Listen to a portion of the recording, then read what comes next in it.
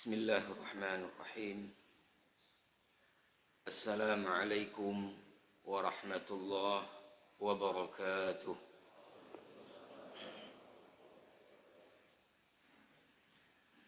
Alhamdulillah rabbil alamin.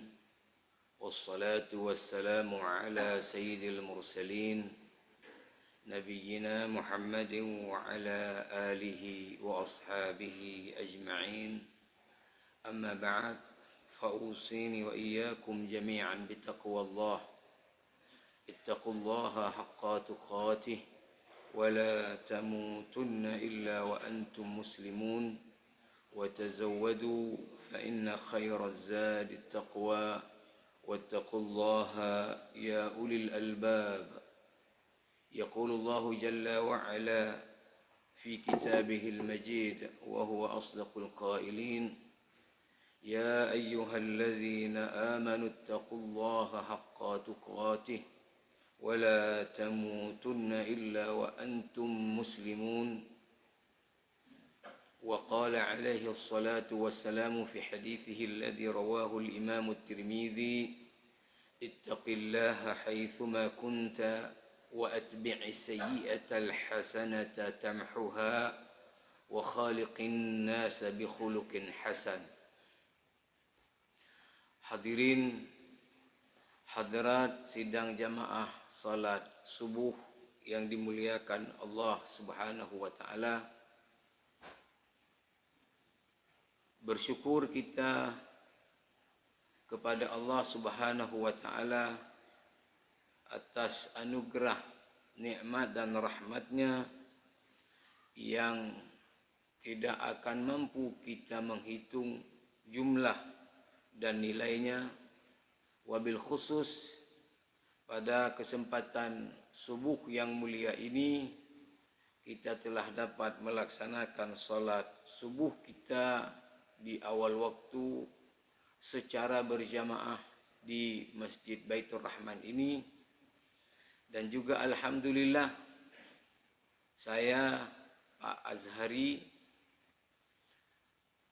yang sudah menerima permohonan untuk hadir mengisi acara di SMS Muhibah Subuh. Alhamdulillah dengan izin dan rahmat Allah Subhanahu wa taala juga pada subuh yang mulia ini telah dapat hadir dan berada bersama para jamaah yang dimuliakan Allah Subhanahu wa taala.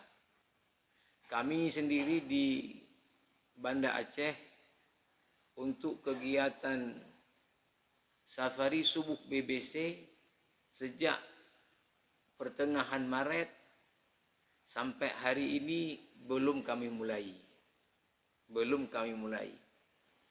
Dan saya sebagai Ketua BKM Masjid Darul Falah Kampung Pina, juga seluruh pengajian belum kami mulai. Saya pribadi juga belum memulai pengajian-pengajian, dan juga kalau dimohon untuk mengisi, lebih banyak saya memohon maaf. Dan barangkali ya di antara orang yang lumayan disiplin dalam penerapan protokol termasuk saya. Tapi qaddarullahu wa ma syaa fa'al. Saya termasuk alumni Covid. Artinya yang sudah pernah kena Covid. Jadi kalau ditanya pengalaman, saya sudah ada pengalaman.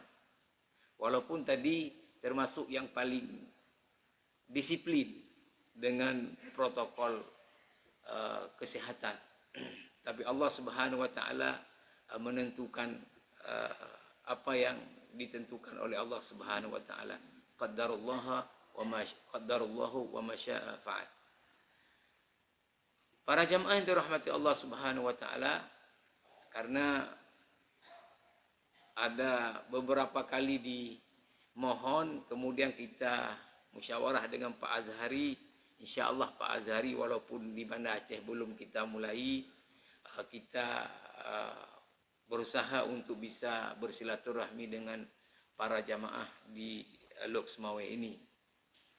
Bapak Ibu para jamaah yang dirahmati Allah Subhanahu wa taala, karena kita masih dalam kondisi Covid yang ini sudah berlangsung, kalau kita hitung awal kemunculannya di Wuhan, Cina, dan alhamdulillah saya sudah sampai ke Wuhan karena ada mahasiswa alumni dari Fakultas Dakwah dan Komunikasi UIN Araniri, beberapa yang melanjutkan S2-nya ke Cina, salah satu di Huazhong University of Technology di Wuhan. Kalau kita menghitung dari kemunculannya di Wuhan dan sampai saat ini sudah setahun. Sehingga kita terkenal dengan istilah disebut COVID-19 karena munculnya Desember 2019. Dan ini sudah Desember 2020. Dan kalau kita membaca tanda-tandanya ya, secara global, ini belum ada yang bisa memprediksi kapan ini berakhir. Belum ada ahli yang bisa memprediksi kapan ini pastinya berakhir. Maka izinkan saya pada kesempatan subuh yang mulia ini untuk sedikit menyampaikan tausiah terkait dengan membaca perilaku sebahagian daripada umat Islam dan jumlahnya tidak sedikit terkait dengan bencana Covid ini. Saya berkesimpulan bahwa tadi mencermati perilaku sebahagian daripada dan jumlahnya tidak kecil dari umat Islam. Kita tidak bicara non-muslim, tapi ini khusus muslim. Maka saya berkesimpulan bahwa ada dan jumlahnya tidak sedikit dari umat Islam ini yang mengikut watak Bani Israel yang diceritakan Allah di dalam surah Al-Baqarah dari ayat 67 ke ayat 74. Wa idh qala Musa liqaumihi innallaha ya'murukum an tazbahu baqar. Cerita ketika Nabi Musa atas perintah Allah menyuruh Bani Israel menyembelih seekor sapi betina. Lalu pertanyaannya, bagaimana Ustadz menyimpulkan ini? Inilah yang ingin kita jawab dalam kesempatan yang mulia ini. Para jamaah yang dirahmati Allah Subhanahu wa taala, pertama, sebagai muslim dan orang yang beriman, kita mesti meyakini bahwa tidak ada mana-mana musibah dalam bentuk apapun yang terjadi di atas muka bumi ini kecuali itu dengan kehendak daripada Allah Subhanahu wa taala. Ini Allah sebutkan di antaranya dalam surat At-Taghabun ayat 11. Ma asaba min musibatin illa biiznillah. Wa man yu'min billah yahdi qalbah. tidak ada mana-mana musibah yang terjadi kecuali itu dengan izin daripada Allah Subhanahu wa taala. Saya membaca dalam tafsir Al-Munir, Syekh Wahbah Az-Zuhaili menyebutkan bahwa definisi musibah dalam terminologi agama adalah bahwa apapun yang menimpa ya, manusia dalam kehidupan di dunia ini yang membuat kehidupan dia itu menjadi susah. Ini namanya adalah musibah. Maka apapun musibah dalam bentuk apapun yang terjadi, dia tidak terjadi kecuali itu atas izin Allah. Ini perkara yang wajib kita yakini. Karena nasnya tegas tadi, illa biiznillah. Yang kedua, jamaah rahimakumullah, sebagai orang yang beriman, kita mesti mengaitkan antara musibah-musibah, bencana-bencana yang terjadi dengan dosa-dosa dan maksiat-maksiat manusia ini kepada Allah. Mesti kita mengaitkan dan mesti ada keterkaitan. Jadi kalau pertanyaannya, apakah bencana COVID-19 ini ada kaitannya dengan maksiat-maksiat dan dosa-dosa yang dibuat oleh manusia di atas muka bumi ini? Kalau orang beriman mesti mengatakan ada kaitannya. Tidak terlepas. Mungkin kalau Donald Trump dia tidak mengaitkan. Atau yang lain-lain. Bahwa ini terjadi ya dengan sendirinya. Tidak ada hubungan dengan dosa-dosa manusia. Di dalam surah Asy-Syura di ayat 30 Allah Subhanahu wa taala menyebutkan, "Wa ma asabakum min musibah fabima kasabat aydikum wa ya'fu 'an katsir."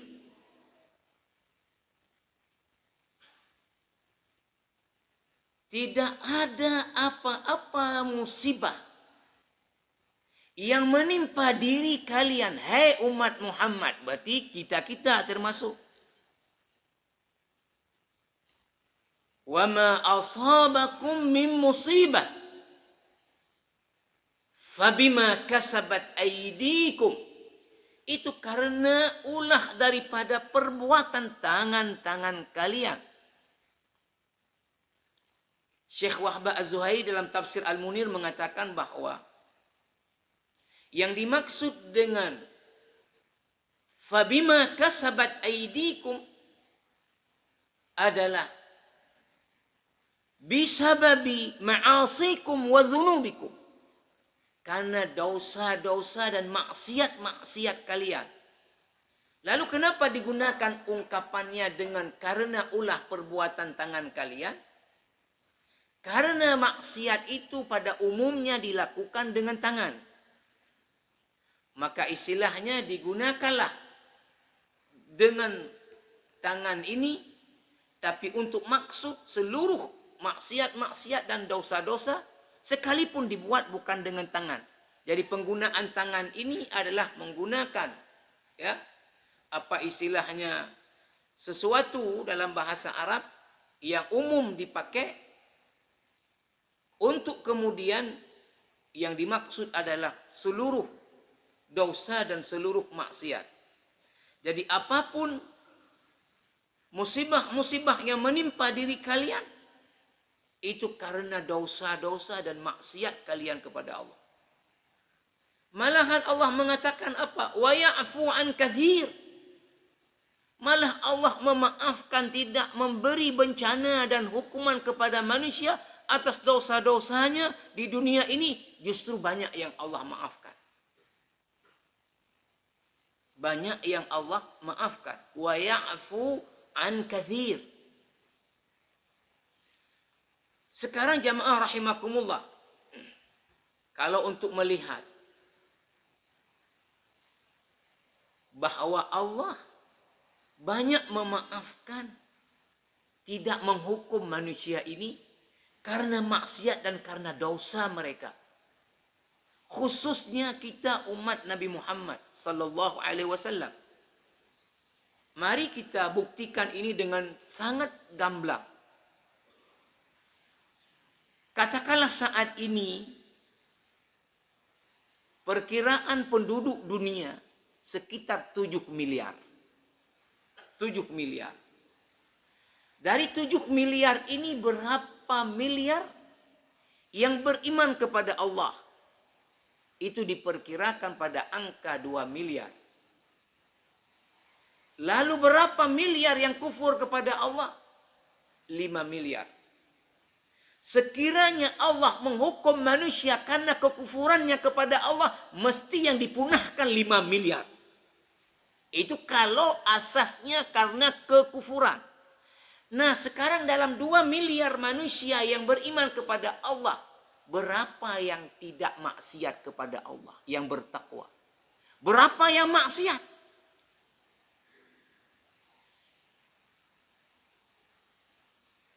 Dr. Ahmad Farid, salah seorang ulama besar dan tokoh pergerakan di Mesir, dalam kitab kecil beliau, Tazkiyatun Nufus,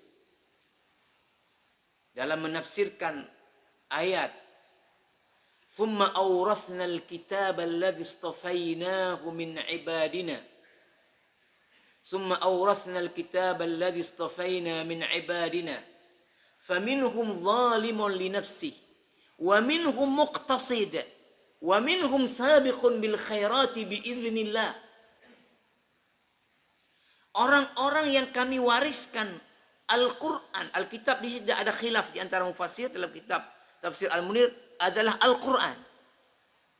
Orang-orang yang kami wariskan, kata Allah, kepada mereka Al-Quran. Maknanya orang-orang yang mengimani Quran adalah pedoman hidup mereka. Tapi bagaimana kemudian mereka dalam mengamalkan Al-Quran? Allah bagi 3 kelompok. Pertama, zalimun li nafsi. Orang yang menzalimi dirinya. Dalam makna bahwa mengimani Quran sebagai hudan, petunjuk. Tetapi kemudian amal dan perilakunya tidak mengikut petunjuk Quran. Kata Dr. Ahmad Farid, dan ini memang tidak susah-susah untuk mengatakan bahwa ini betul. Paling banyak umat Islam ini kelompoknya. Ini paling banyak di dunia umat Islam, kelompok ini. Yakin Quran pedoman hidup, cara hidup nggak ikut Quran. Ini kelompok paling besar dari umat Islam. Kelompok keduanya adalah muqtasid. Orang yang di tengah. Maksudnya apa kata Syekh Wahab Az-Zail dalam tafsir Al-Munir? Orang yang seluruh perintah-perintah Allah dia kerjakan. Seluruh larangan-larangan Allah dia tinggalkan. Tapi dia tidak memperbanyak ibadah-ibadah sunat. Kalau ada seperti ini sudah boleh. Walaupun yang sangat diharapkanlah kelompok ketiga. Sabiqun bil khairati biiznillah. Orang-orang yang seluruh kewajiban dikerjakan, larangan-larangan ditinggalkan, tapi terus berlomba mengisi waktu untuk memperbanyak amal-amal kebaikan, ibadah-ibadah sunat. Kata Dr. Ahmad Farid juga, dalam umat Islam ini kelompok yang paling kecil. Nah, sekiranya kembali Allah menghukum manusia ini karena maksiatnya kepada Allah, maka berapa yang harus sisa dari manusia? Sekarang kita katakan, dan saya yakin, ketika corona ini nanti berakhir, yang tadi kapan berakhir belum ada yang bisa memprediksi ini, maka akan muncul banyak penelitian dan research dari berbagai aspek. Yakin saya, berdasarkan kepada bacaan saya yang sudah-sudah,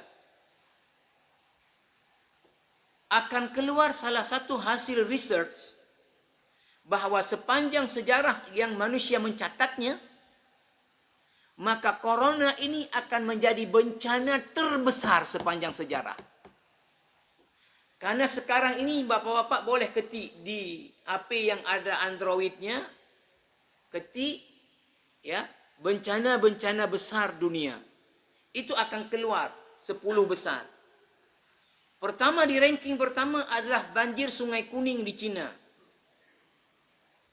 Tsunami di Aceh itu ranking 8. Banjir Sungai Kuning di Cina itu menelan korban sekitar 1 juta. Selain daripada memang korban banjir langsung, termasuk penyakit setelahnya.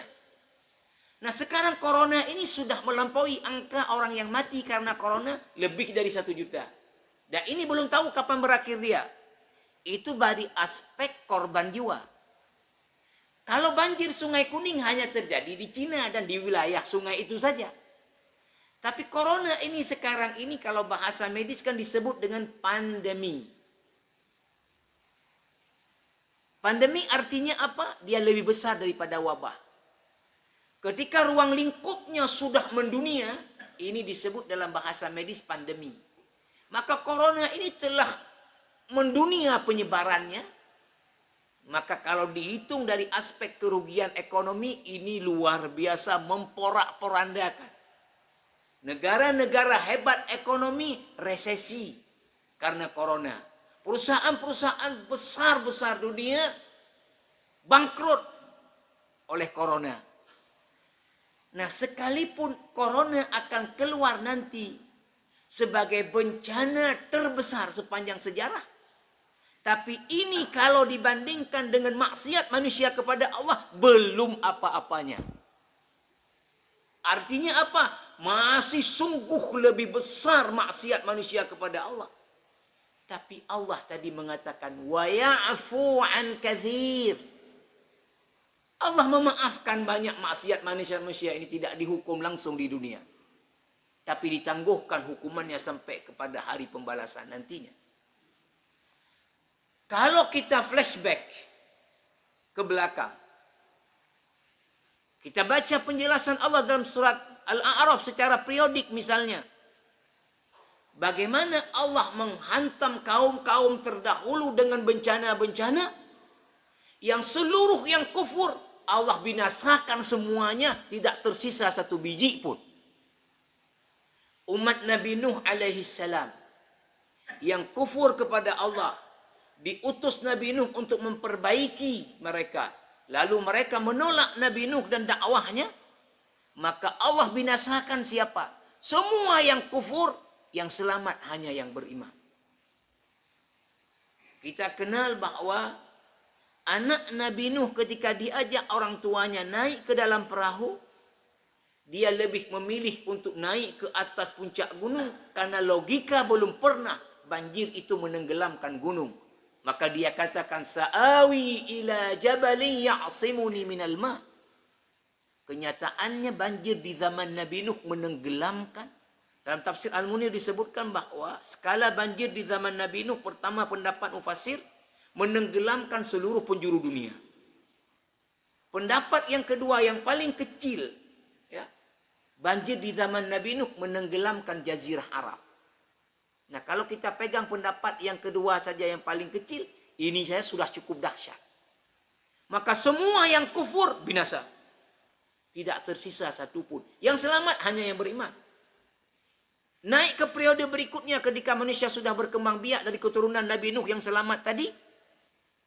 Kaum 'Ad. Umatnya Nabi Hud alaihi salam. Yang kehebatan mereka adalah bastatan fil jism. Punya fisik yang besar. Power tenaga yang begitu kuat. Dalam tafsir disebutkan mereka kalau cabut pohon korma enggak pakai beko, pakai tangan. Tapi karena kufur kepada Allah, kemudian diutus Nabi Hud untuk memperbaiki. Dan mereka kemudian mendustakan Nabi Hud. Maka Allah hantam mereka mengikut dengan kekuatan dan keangkuhan mereka. Dengan angin, topan. Yang bertiup. 7 malam 8 hari berturut-turut. Fataral qauma fiha sar'a ka'annahum a'jazu nakhlin khawiyah fahal tara lahum min baqiyah. Maka tumbang seperti tombang pohon-pohon kurma, sehingga semua yang kufur binasa, tidak tersisa satu biji pun. Yang selamat hanya yang beriman. Naik ke periode berikutnya setelah manusia yang beriman tadi berkembang biak. Kemudian secara sunnatullah sudah jauh daripada Rasul, kembali terjadi penyimpangan. Kaum Samud, umatnya Nabi Saleh, hebat di engineering dan di arsitektur. Membangun rumah dengan memahat gunung-gunung. Membangun istana mereka dengan membuat dari tanah liat. Karena keangkuhan mereka dengan arsitektur dan engineering mereka. Tapi kufur kepada Allah. Semua yang kafir Allah binasakan dengan gempa bumi. Kaum Madian, kaum Nabi Syuaib, ahli di perdagangan dan di bisnis. Tapi karena kufur kepada Allah, Allah binasakan juga dengan gempa. Kaum Nabi Lut alaihi salam, yang pertama melakukan praktek belum pernah dibuat oleh ahlu dunia ini, sodomi. Allah binasakan dengan apa? Dengan hujan, tapi bukan air, tapi batu dari neraka. Allah binasakan seluruh yang kufur. Jadi kalau umat-umat terdahulu seluruh yang kufur Allah binasakan. Tapi umat Muhammad ini wa ya'fu an katsir. Banyak yang dimaafkan Allah. Tidak dihukum. Akan ditangguhkan hukuman di hari pembalasan. Sekali lagi, bahwa bencana-bencana dalam bentuk apapun yang terjadi, ini karena dosa-dosa manusia kepada Allah. Asy-Syura ayat 30. Bahkan Allah mengatakan dalam ayat 31-nya, وَمَا أَنْتُمْ بِمُعْجِزِينَ فِي الْأَرْضِ وَمَا لَكُمْ مِنْ دُونِ اللَّهِ مِنْ وَلِيٍّ وَلَا نَصِيرٍ. Kalian tidak akan punya kekuatan untuk melawan Allah dengan bala tentaranya dalam macam bentuk bencana di atas muka bumi ini. وَمَا أَنْتُمْ بِمُعْجِزِينَ فِي الْأَرْضِ. Gak akan mampu manusia ini untuk melawan kekuatan Allah di atas muka bumi ini. Cuman Allah tadi banyak justru memaafkan, tidak menghukum berdasarkan kepada dosa yang dibuat oleh manusia. Di dalam surah Ar-Rum ayat 41, Allah Subhanahu wa taala juga menjelaskan keterkaitan ini. Zaharal fasadu fil bahri. Zaharal fasadu fil barri wal bahri. Bima kasabat aydin nas. Liyudhiqahum ba'd alladhi 'amilu la'allahum yarji'un. Kerusakan-kerusakan yang terjadi di darat, di laut. Ini karena ulah dari perbuatan tangan-tangan manusia. Saya membaca tafsir Al-Muni Syekh Wahab Az-Zuhaili mengatakan bahwa yang dimaksud dengan fil barri di daratan adalah orang-orang yang tinggal di perkotaan dan di perdesaan. Yang dimaksud dengan al-bahar, laut, al-juz'ul ma'i minad dunia, bahagian air daripada dunia. Tapi yang dimaksud ini adalah apa? Ahlus sawahil, orang-orang yang tinggal di pesisir.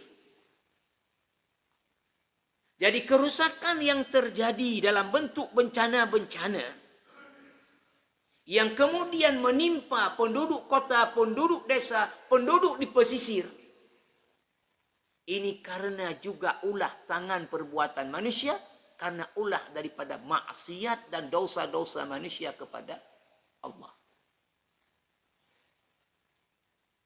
Ketiga, para jamaah yang mulia, kita sebagai muslim dan orang yang beriman harus paham apa maksud Allah ketika manusia ini bermaksiat kepada Allah,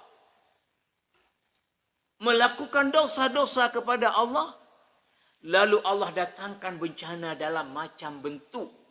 Tujuannya apa? Ini yang penting dipahami manusia oleh orang-orang yang beriman. Allah sebutkan tadi dalam surah Ar-Rum ayat 41 tadi, ujungnya apa Allah katakan? Liyudhiqahum ba'dalladzi 'amilu. Kenapa Allah datangkan bencana? Untuk merasakan kepada mereka sebahagian daripada dosa yang mereka buat, bukan seluruh dosa yang mereka buat.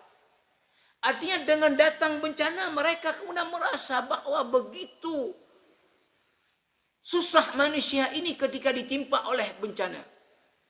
Sekarang berapa repotnya dunia ini dibuat oleh corona. Berapa kegiatan-kegiatan agenda besar dunia terpaksa dihentikan karena corona. Berapa dunia ini, mohon maaf, saya tanya ke beberapa teman. Justru di kita lah yang dalam penerapan protokolnya, bahasa sederhana lah, tidak ekstrim, kurang ketat. Kalau tidak kita sebut malah banyak yang mengabaikan. Tapi di luar, ya tentu mungkin juga tidak semua. Ini penerapan protokol luar biasa. Kita misalnya, mungkin yang kita membaca lewat media dan melihat, bagaimana misalnya pahala solat berjamaah di Masjidil Haram. 100.000 sekali solat berbanding masjid lain. Tapi bagaimana Masjidil Haram sampai ditutup untuk jamaah umum? Bagaimana kemudian ketika dibuka juga kemudian pemberlakuan protokolnya? Bagaimana Masjid Nabawi? Ada Syekh Abdul Rahman yang dari Mesir kita undang ke Masjid Raya untuk jadi imam pertama di Ramadan. Yang beliau sering imamnya di Masjid Negara Kuala Lumpur. Itu WA saya tanya tentang keadaan. Lalu kemudian saya sampaikan tentang keadaan COVID kita seperti apa. Beliau tanya, di sana masjid-masjid tutup enggak? Saya jawab ke beliau, bagaimana masjid tutup?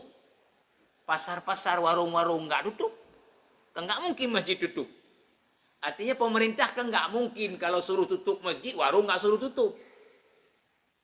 Enggak, saya bilang. Lalu beliau mengatakan, di sini kami semua masjid tutup untuk 5 waktu dan Jumat. Mesir. Baru buka Agustus. Kemudian ketika buka, beliau tanya saya, di sana sholatnya ada menerapkan protokol? Saya bilang, tidak. Beliau kirim gambar ke saya habis itu. Di masjid itu wajib masuk masjid masker. Dan jarak 2 meter. Nggak bisa masuk tanpa masker. Cuma negara-negara ini kekuatan pemerintahnya kuat. Ya, semi diktator. Sehingga tingkat pressure kepada rakyatnya kuat.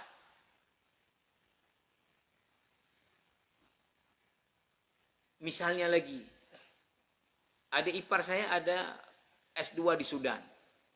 Kemudian balik. Kemudian saya tanya, Sudan menutup airportnya untuk orang luar total. Lalu siapa yang bisa datang ke Sudan? Hanya warga Sudan yang sedang di luar boleh balik ke negerinya. Atau orang lain asing yang di Sudan mau pulang ke negerinya, itu saja yang boleh. Untuk dipulangkan. Tapi orang luar datang ke Sudan tutup total. Saya Jumat kemarin baru khatib di Tungku. Ada santri saya dulu alumni Umar Dian sedang S3 di Jordan untuk tafsir. Baru pulang. Saya tanya, mata wasat, kapan kamu sampai ke sini? Dia sebut lagi, Jordania juga menutup bandaranya sama sekali. Untuk orang luar. Jadi kalau negara-negara ini amat ketat dengan protokol ini.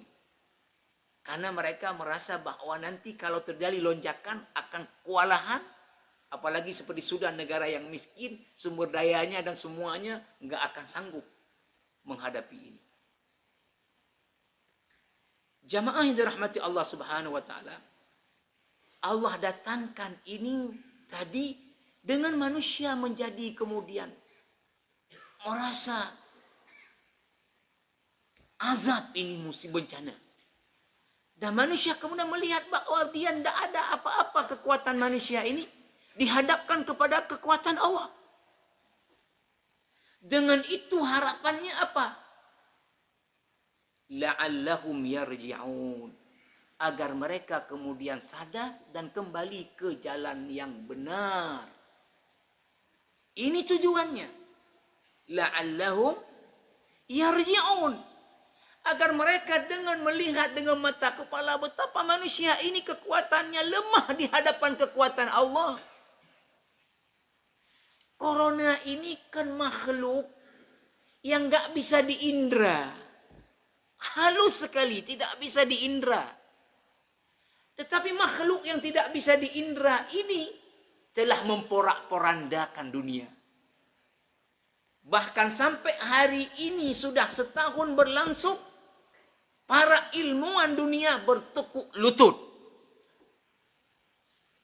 Ini sekarang memang banyak sudah negara-negara, perusahaan-perusahaan besar berusaha untuk memproduksi vaksinasi. Vaksin. Tetapi sampai saat ini belum ada yang direkomendasi oleh WHO karena belum ada yang terbukti ampuh. Sudah setahun para ilmuwan bekerja untuk melawan ini virus yang gak nampak. Belum ada ilmuwan yang bisa. Ini baru Allah datangkan dalam bentuk yang gak nampak. Nah, seharusnya dengan begini manusia akan sadar bahwa kita ini lemah. Tidak ada apa-apanya. Ilmu manusia, kekuatan manusia, kekayaan manusia bila dihadapkan dengan kekuasaan Allah. La'allahum yarji'un. Di dalam surah Al-An'am. Surah Al-An'am di ayat 46. Juga Allah Subhanahu wa taala memberitahu Nabi Muhammad sallallahu alaihi wasallam. Apa kata Allah kepada Muhammad? وَلَقَدْ أَرْسَلْنَا إِلَىٰ أُمَمٍ مِّن قَبْلِكَ. Sungguh hai Muhammad telah kami utus para rasul kepada kaum-kaum sebelummu.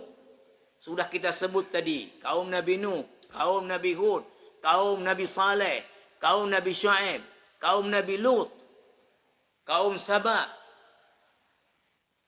فَأَخَذْنَاهُمْ بِالْبَأْسَاءِ وَالضَّرَّاءِ. Karena mereka, kami utus Rasul memperbaiki mereka, lalu mereka dustakan Rasul ini, maka kami hantam mereka dengan bermacam-macam bentuk bencana.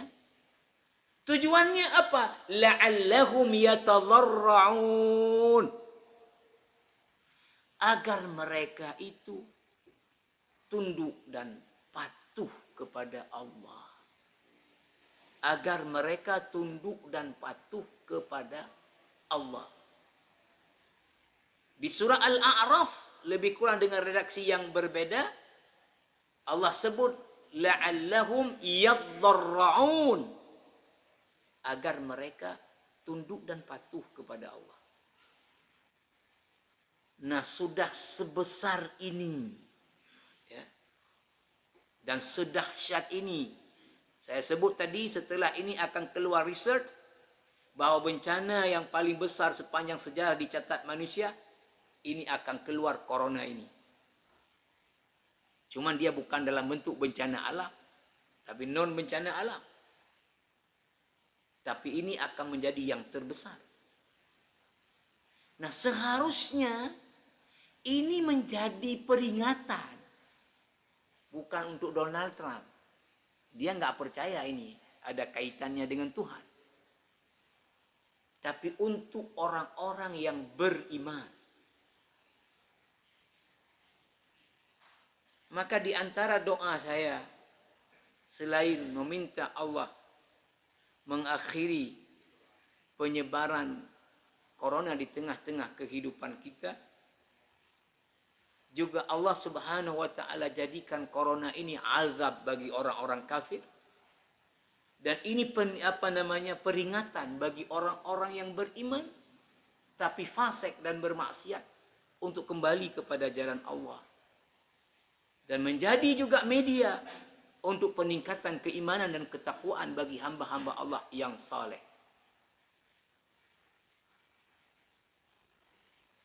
Tetapi jamaah rahimakumullah, saya sebut tadi,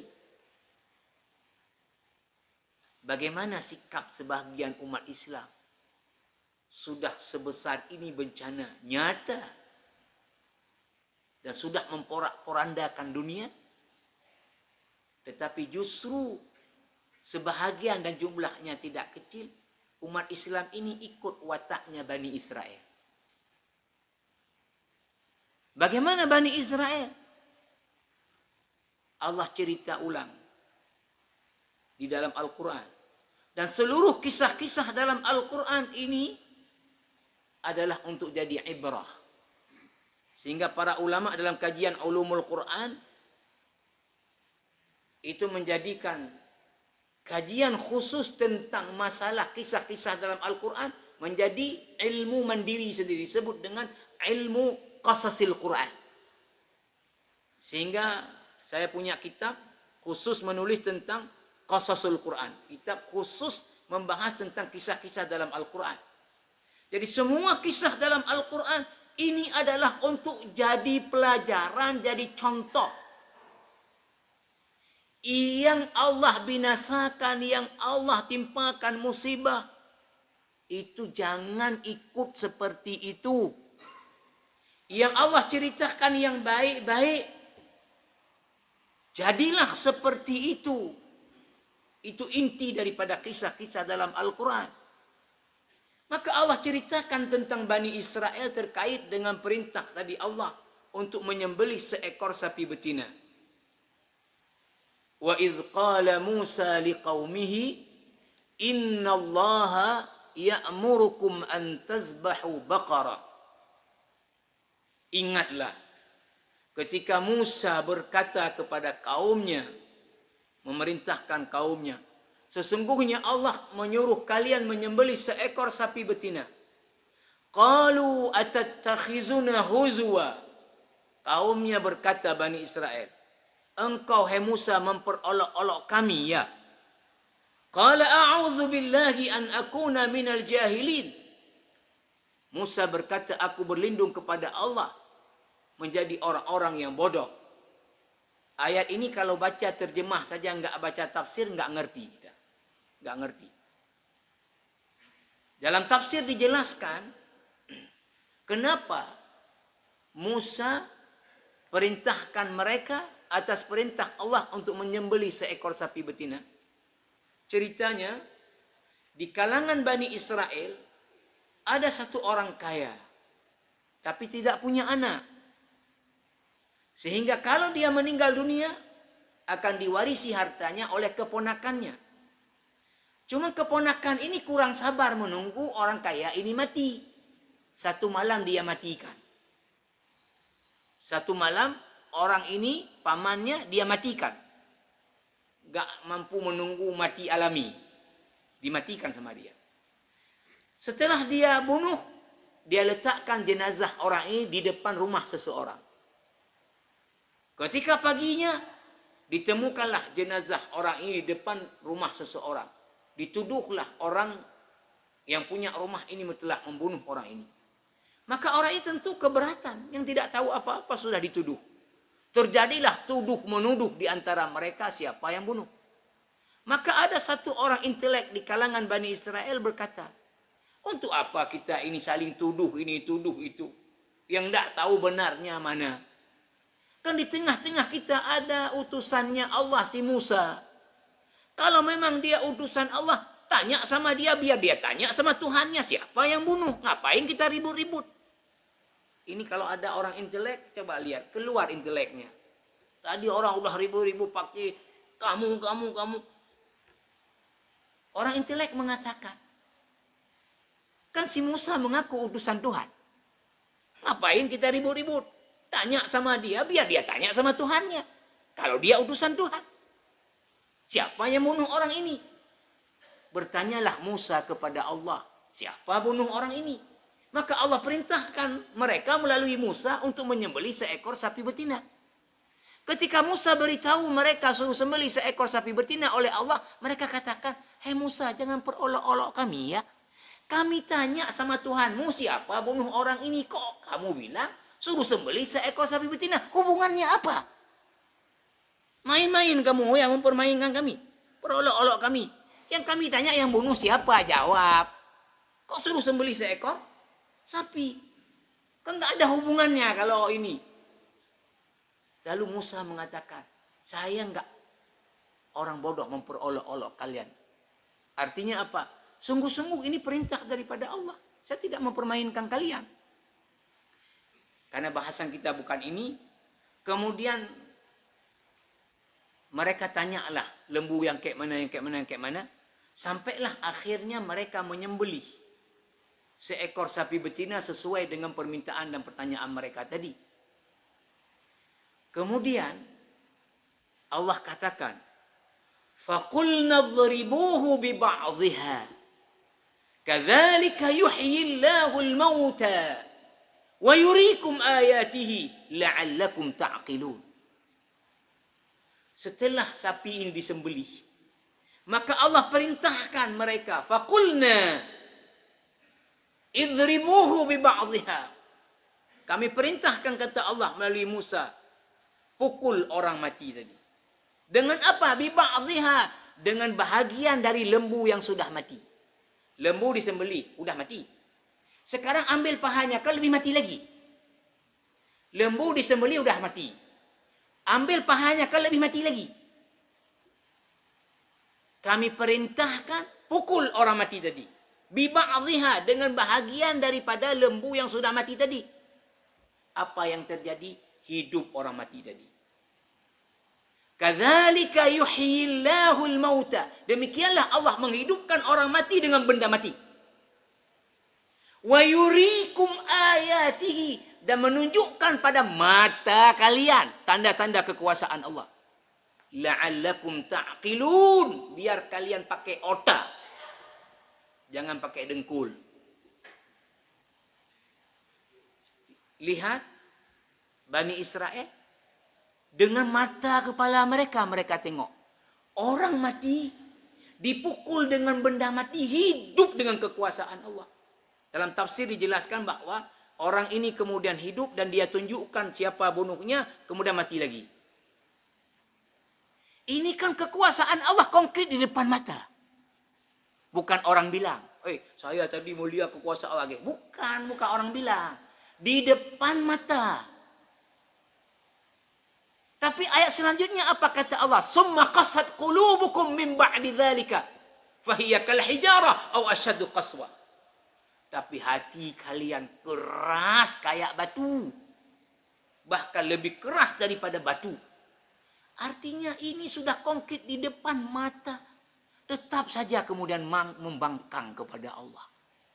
Karena hatinya keras kayak batu, bahkan lebih keras daripada batu. Allah mengatakan, wa inna minal hijarati, di antara batu itu yang keras itu masih ada manfaatnya. Dari dia terbentuk sungai, dari celah-celah dia kemudian keluar air. Bahkan wa inna minha lama yakhbitu min khasyatillah, batu yang keras itu ada yang jatuh dari ketinggian, takut dia kepada Allah. Masa manusia ini yang ada otak, lihat kekuasaan Allah dengan mata kepala, masih membangkang kepada Allah. Lebih keras daripada batu. Nah sekarang corona nyata di depan mata. Memporak-porandakan dunia. Sudah setahun ini belum ada selama ini virus yang seperti ini. Flu burung, flu apa lagi macam-macam. Tidak seperti ini. Tetapi kalau kita perhatikan sebagian umat Islam, Tidak jadi ini sama sekali pelajaran. Ambil contoh sederhana. Ketika di Jawa diberlakukan PSBB, pembatasan sosial berskala besar. Di Jawa Timur, di Jawa Tengah, Jawa Barat, Jakarta. Yang paling keras Jakarta.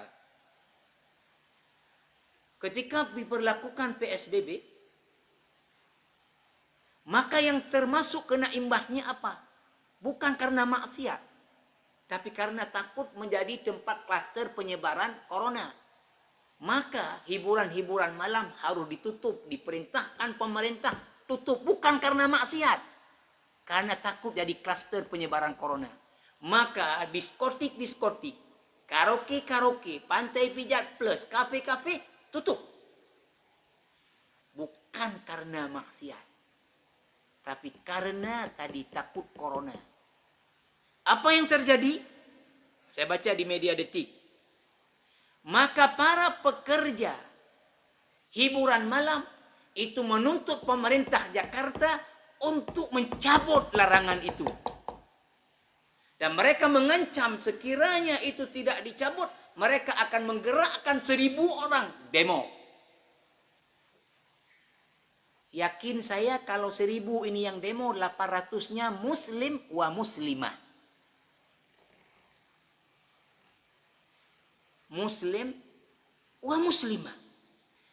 Jadi menuntut hak mereka untuk menentang Allah dengan kemaksiatan mereka di tengah pandemi seperti ini.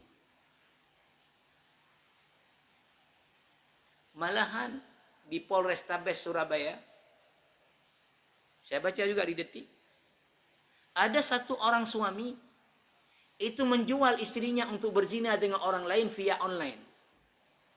Kemudian ditangkap di sebuah hotel. Ketika ditanya kepada suami ini, kenapa? Karena lagi pandemi, susah cari nafkah.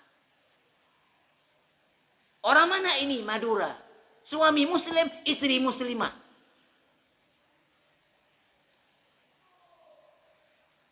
Prediksi saya apa? Mudah-mudahan tidak betul.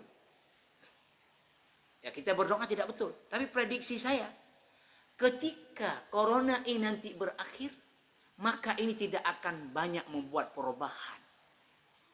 Untuk kemudian mengembalikan orang-orang muslim yang fasik, yang zalim, yang semena-mena, yang maksiat ke jalan Allah.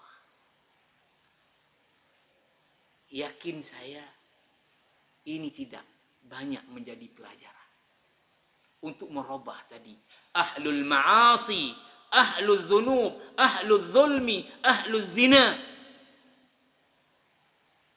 Untuk kemudian kembali ke jalan Allah. Karena apa? Qasad qulubuhum, hatinya keras. Seperti batu, lebih keras daripada batu.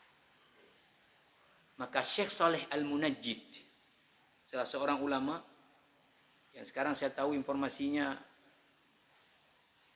yang disampaikan artinya tidak resmi, beliau sedang ditahan ini oleh pemerintah Saudi karena mengkritik kebijakan MBS yang membuka maksiat di Saudi. Ini salah seorang ulama yang banyak menulis. Saya punya 3 kitab beliau. Salah satu beliau tulis kitab khusus membahas tentang apa perkara-perkara yang merusak hati seorang muslim. Judul kitabnya Mufsidatul Qulub.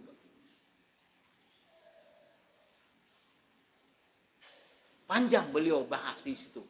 Apa penyebabnya, kemudian bagaimana cara mengatasinya, itu semua beliau jelaskan dalam kitabnya secara detail. Tentu dengan dalil-dalil dan sebagainya.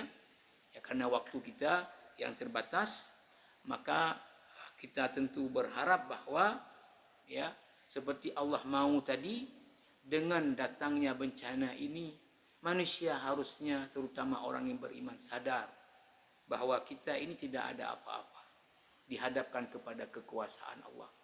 Maka segeralah untuk kembali ke jalan Allah Subhanahu wa taala. taubat dari maksiat-maksiat. Mudah-mudahan juga dengan taubat-taubatnya kita, maka Allah Subhanahu wa taala akan akhiri penyebaran corona ini yang sudah begitu lama dan memporak-porandakan kegiatan-kegiatan dunia, termasuk berimbas kepada kegiatan-kegiatan taqarrub ilallah Subhanahu wa taala. Mudah-mudahan ada manfaatnya bagi saya dan kita semua.